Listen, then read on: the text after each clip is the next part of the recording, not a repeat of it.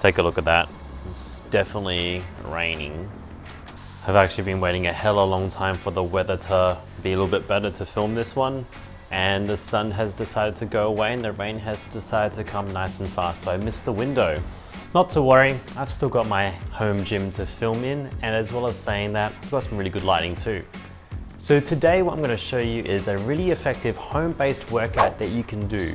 It is the essentials or the fundamentals of calisthenics, but I wanted to show you this so that maybe you can build some confidence to get into the key movements and you can use it at the gym as well. This is also a really good exercise program for those of you who can't go to the gym because maybe you're a mum, you're a dad, you have to stay with the kids, you're busy, you work from home, or whatever it might be. This is the exercise program that's still going to give you a really good workout. So I'm not going to delay anymore. If you want to know more about the program, just watch towards the end. First thing I'm going to do is show you the movements, show you the program, and then the breakdown on how you can do it afterwards. So I'm going to get changed, we get going, and hopefully you guys will enjoy this as well. I think you will. Alright, so first thing we're going to do is make sure that we know all the exercises that we're going to do. The first exercise we're going to start off with is the push-up.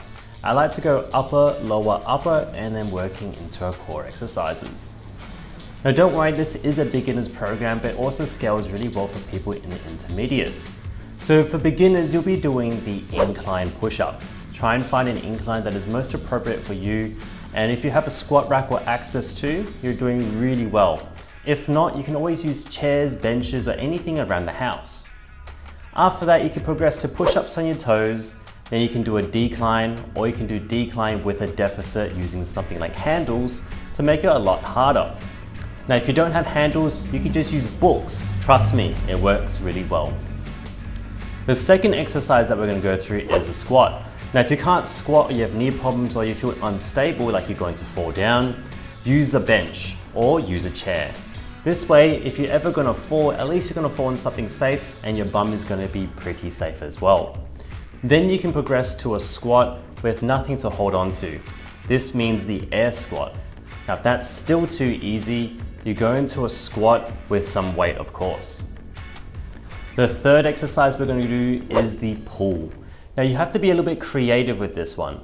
If you don't have inverted bars like I do over here, you can use something like a bar plus 2 chairs. If not, you can also buy suspension trainers, which are very cost effective.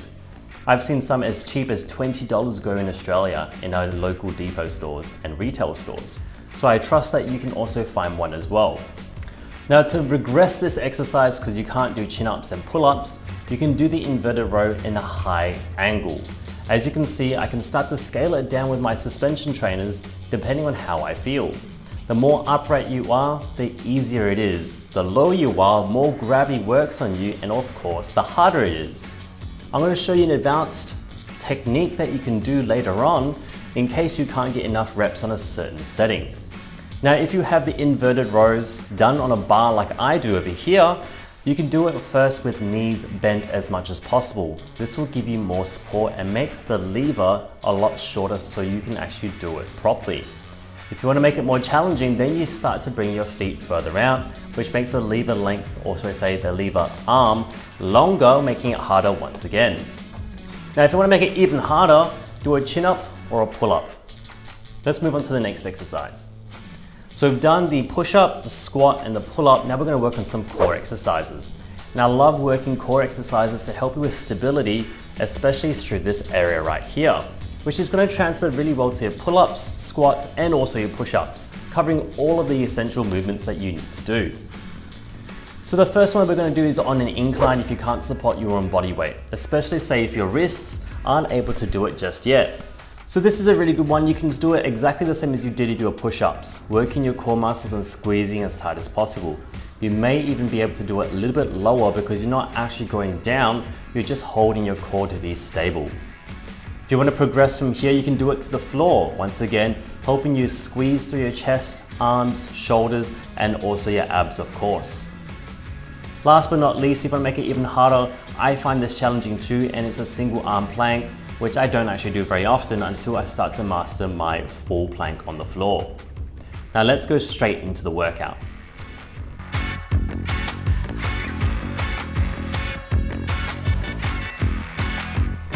So the workout itself is very basic. We're gonna start with our push-ups. Choose the one that is most appropriate for you. Now for me, I first started off with push-ups on my toes and I smashed out about 25, which was a bit too high, but still very challenging. When we do this, we want to go to the point where we feel like we can do one more. Don't let numbers be the dictator of where you are going. Leave your pride at the door and practice on good technique before you start going to speed. So when I did my push-ups on my toes, now understandably I need to be honest with myself, I could go a little bit harder. I want the reps to be roughly around 10 or 15 just to make sure they're not doing high reps. So when I do this one now, I've actually started to add on my weight vest. Now I'm struggling. I could probably do about 10 or 12, rest 2 minutes between each set, and I'm going to do this for 4 sets altogether. Now here's a little tip for you guys. If you start a little bit easier, make it harder. It's always better to start easier than it is to go harder. If you go harder, you may potentially hurt yourself and you haven't warmed up. So start with an easy set. If you feel like that's too easy, don't count it towards the 4 in total. Saying that, if you feel like 4 is not enough, why not do 5? Moving on to the next exercise, we have our squats. Now the squats today, we're doing 4 sets of 15 reps with near to maximum. We're leaving 1 left in the tank. This means that if you're to do 15 reps, you should be able to do at least 1 more, but no more than 2. This way we know it's challenging enough and you're not just doing really high reps. So like I mentioned before, you can make it harder by adding more weight.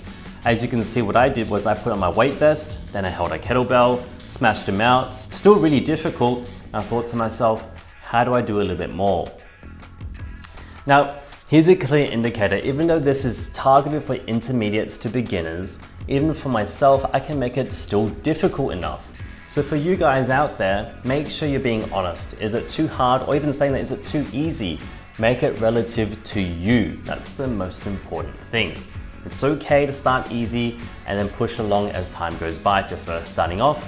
But if you're going too easy on yourself, you're not going to make that progress that you really desire. So here's a little advanced technique when it comes to the squats and also any other movement that you see, because you may not have enough weights to go all the way through with this. So what I did was I put on my weight vest, held my kettlebell, and I did some tempo on the way down. I did about 3 seconds on the way down. Now this was actually very challenging for me and I only hit 8 reps, nowhere near the 15 that I aimed for in the program. But that's okay, nothing has to be perfect, move on. Next time I'll know not to do 3 seconds on the way down and potentially only do 2 seconds on the way down. It's all about test and trial. Now, like I said, you're resting 90 seconds to 2 minutes between each set on these squats. We move on to our next exercise, which is the inverted rows. I chose to start mine off with the B-bars or the inverted row position. Might I add, when I'm saying this, check out the description box below if you want a pair of these B-bars. You can use my code to save some money on your next order. Anyway, moving on now. What I did was I started off with some inverted rows and did as many as possible with the hardest way in the inverted position. That's with legs nice and straight. Once again, leave a length nice and long, doing as many as I can. And then after that, making it more challenging by bringing my legs in nice and close and rowing some more. You can also do this technique with the inverted rows with the suspension trainer. Start nice and low, slowly come back up, pull again until you can't do anymore, slowly back up and pull again and do it again. This is really challenging to help you get everything out of those arms and those back muscles. Once you've done a maximum amount, rest about 2 to 3 minutes, continue on and do it again. Now for myself, I decided to go into the chin-ups and pull-ups position because I have them here and I didn't do very well. I only did 4 or 5 reps and I was gassed out by this point in time. And this is what I mean, like, don't be afraid to make mistakes. And if you don't get the sets and the reps, don't worry, learn. Take it on board for next time. Once you've done 3 sets of these, we're moving on to our last exercise, abs. Now for abs, this is something that I actually really struggle with, so I decided to stick with just the full plank on the floor. And I did 3 sets of these and holding for as long as possible. You can see me start to shake roughly around 20 seconds, and this is something I'm really trying to target on. It's still a weakness of mine, which is probably why I have lower back injuries. So for those of you out there, don't be afraid to start a little bit easier. Don't be afraid to do the incline if you need to, and slowly go down onto the floor. If you find the floor very hard or hard on your wrists, it's an indicator that maybe your wrists are the weaker point and we need to strengthen this up by doing the incline first. Okay guys, so that's the workout. How'd you find it? Now we're going to go through a bit of the logistics. Give me a moment and I'll show you how you can do this. So now we're going to talk about how you do this program and when do you do it. It depends on how beginner you are or how much of a challenge you need. So first up, if you're an absolute beginner, I recommend that you do this twice per week first, because you're going to have to learn technique and also you're going to get what we call delayed onset of muscle. Now if you do get DOMS, I have a video on my page which covers this. It's called 3 Tips to Fast Recovery, and I'm going to put it over here for you. Now, if you're going to do it twice per week, make sure you leave at least 1 day between for rest. So if you're doing it on Monday, don't do this exercise program till Wednesday. Now, if you find that still too easy for you, or 2 days a week is not enough to challenge, do it 3 days per week, Monday, Wednesday, Friday. Now, if you find that still too easy for you, I believe that you don't need to do more of this per week, but what you need to do is try and increase the intensity, such as adding more weight, adding some tempo, or adding some more exercises. And if you need help with that, let me know in the comment section below, and I'll try and see if I can create another part 2 to this series. Now this exercise program is covering all the fundamentals in terms of training: push, pull, legs, and core. I think this exercise program will take you quite far into even building up confidence to go into the gym. Because still to this day, 12 years on as a trainer and training, I'm still doing all these movements still. The push movements lead to bench press, dumbbell bench press, and machine chest press. The pull movements lead you to pull-ups, chin-ups, and also rows as well.